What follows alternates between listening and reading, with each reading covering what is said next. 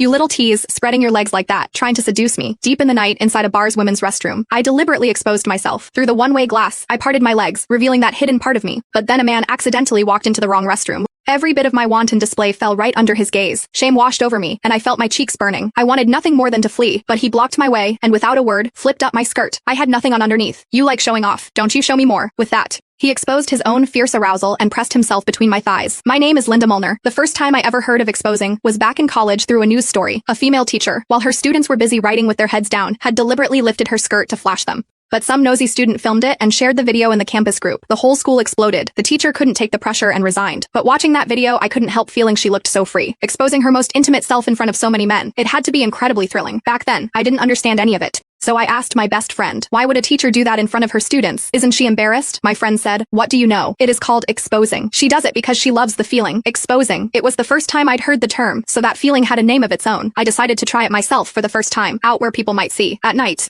I sat in a corner of the gymnasium, watching a group of shirtless guys play basketball on the court. My spot was dimly lit, the darkness just enough to hide me. That gave me an incredible surge of courage. I lifted my short skirt and parted my legs. My heart pounded with tension, mixed with a thread of strange excitement. I had never shown my panties to any man before. The shame hit me instantly. It felt intoxicating. And then the noise of my classmates in the distance only made that shame burn hotter. I could feel my panties getting damp, hiding in the shadows, secretly exposing myself. It turned out to be that thrilling. Soon, lifting my skirt wasn't enough. I slipped my panties off down past my knees. That private place was completely bare to the air. My bare bottom sat against the cold chair, my heart torn between fear and excitement. The other students wouldn't notice me, would they? It was like I'd opened Pandora's box.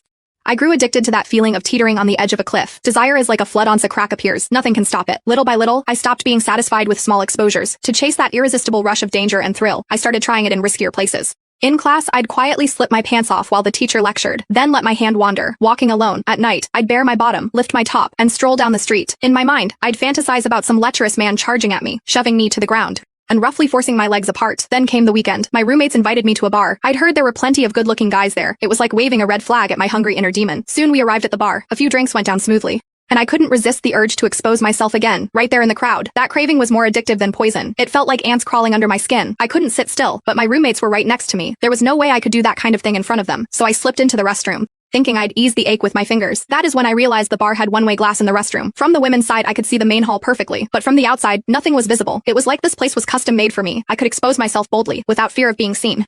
I pulled my panties all the way down to my ankles and proudly showed off a woman's beauty to the crowd. I've always been pretty. My two breasts are like big basketballs. They bounce when I walk, and my long legs have charmed countless men. On the street, they can't stop staring.